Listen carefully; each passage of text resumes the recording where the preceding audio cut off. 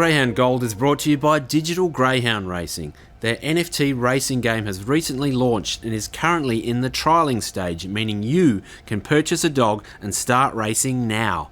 To find out more, head over to betnft.run.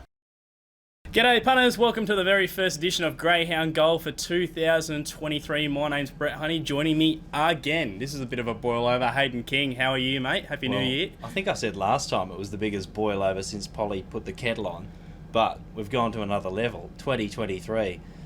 Some things change, but some things don't, apparently, because I'm back. Absolutely, very exciting for all involved, and it's a very exciting week of greyhound racing coming up in WA. We do have 6 heats of the Birthday Cup there at Mandurah on Friday night. That race, of course, at Group 2 level, and then we got the Summer Chase final as well Saturday night at Cannington, Hayden. Hopefully we can find a few winners, but first we better go back to the run of the week, and this was in one of the heats of the Summer Chase at Cannington on Saturday night. New Year's Eve was taken out by Jimmy Rocks, race 6, number 2. He went straight to the lead, Jimmy. Sassy Blade in 4 did show a little bit of pace, and that momentarily held up Ben Mayo, but he eventually worked over into second. Mick Flash tried to make a run as they went past the 380s, but he too got stuck outside Sassy Blade momentarily. He eventually worked into the race. We saw Columbus Manelli make a run up the back. While this was happening, we had Jimmy Rocks out in front doing his own thing, making his own luck, running a bit of time out there. We saw Superman Keeping make a stack of late ground, was an eye-catching run, ended up finishing third in the end, but it was all about Jimmy Rocks, who went on to score from Mick Flash, who was in second, Superman Keeping for third. The overall sections, 9.65 early, 22.94 to the middle, 11.91 home, and 34.85 overall. It was a really good run by Jimmy Rocks. He's won 3 of his last 4 now, just keeps getting to the front and keeps running time. Yeah, well, that's the thing, why we have that old adage, early speed wins races, because you're out of harm's way. If you're out there on your lonesome, you've only got yourself to worry about, and while all that nonsense was occurring in behind, Jimmy Rocks was off and gone and away for the prize. Good win and a really good night for Justin Wood.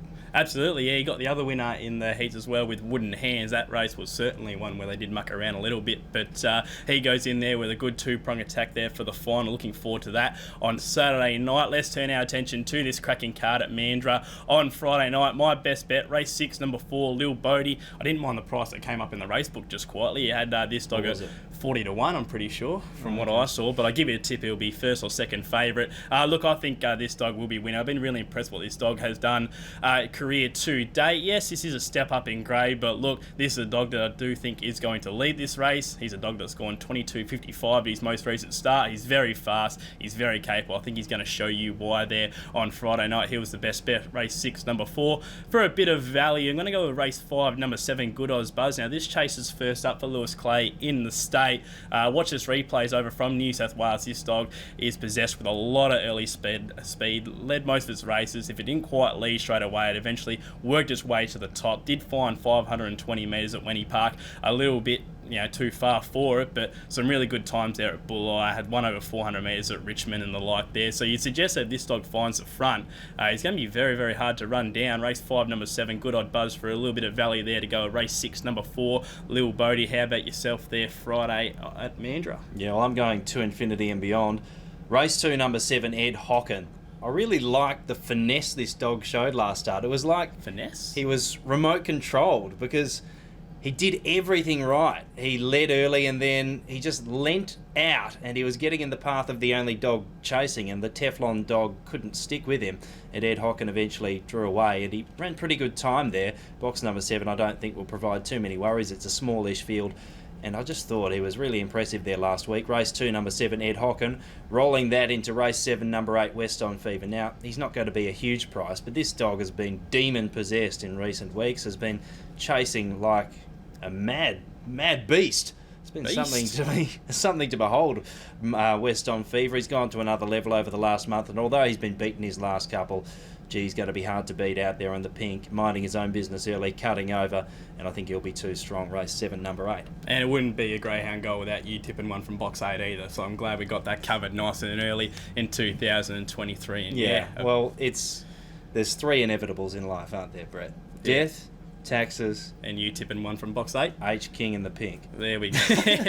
Sensational. Already good to know we've nailed a trifecta down already in 2023. Time to head to Cannington on Saturday night. As I said, we got that listed feature to look forward to, and that's where my best bet's coming up, and it's race 5, number 3, Jimmy Rocks. I think he leads this race, and there was a lot of mucking around behind him in his heat, and if you watch the other heat, which Wooden Hands won, there was a lot of mucking around going around there as well. I just think he's going to make his own luck out in front. You got So Seville, who from box 1, he is a wide run. He does want to get up the track. It could make it a little bit awkward because he does have that little bit of early speed as well, So does Seville.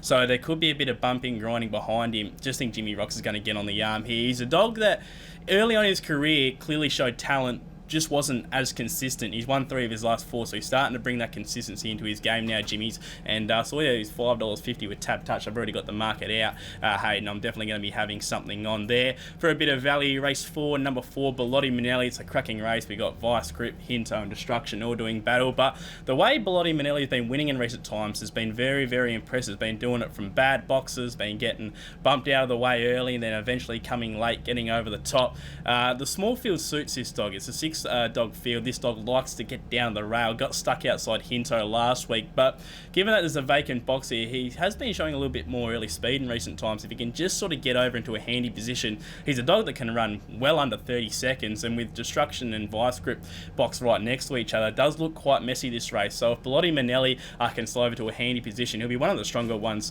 to the line. He's a very good dog, Bellotti Manelli, and we could potentially see why there on Saturday night. How about yourself there at Cannington? Well, I'm going the crazy 8s. Race 8, number 8, Swimming Home. Really like Shock. the trial. Oh, yeah, real shock, hey? Really like the trial. Then in that first debut run, did everything right, straight to the front, was able to hold on and win. I think he'll get stronger with racing, this dog, anyway. And last start just got collected after the start. I think there could be a bit of bumping and grinding underneath. I thought that was interesting terminology used there before, so I thought Has been holiday season. I'd steal that. And he can cut over, find the front, be too good. Race 8, number 8, Swimming Home. And then race 6, number 2, Robotnik, my value. This was $12 or $13 when I had a look at that Tab Touch market just before. And he was very unlucky to have not won 2 starts ago, was the dog with the red flashing knight. He was Rudolph there. Yeah, guess who backed it that day? Yeah, me. Yeah, I figured as much. But Yep. hey, are we going to butter up? I think we. Well, we're going to have to now. You've tipped it. Yeah, and then last start, things didn't really go to plan in that race when he ended up running 5th. But big enough price, just needs a bit to go his way. He'll be right there in the mix. Race 6, number 2, Robotnik. Sensational work. Punters keen to get their cash back there with Robotnik. He was really well supported that day too, where he was a moral beat. Yeah, he was like is going 10 into about 3 or something. Yeah, Jesus. I got a bit of the 10s, and yeah, it wasn't really nice. But Louis has got him flying, and he'll certainly be doing his best work there on Saturday night. Cracking weekend to look forward to, Hayden. Hopefully, we can find a few winners, and perfect time to try and get out trackside. Yeah, absolutely. Here on Saturday night, a couple of really good fixtures over the weekend. So make sure you get down here if you can. Absolutely. And if you can't do that, make sure you tune in this time next week for another big edition of Greyhound Gold.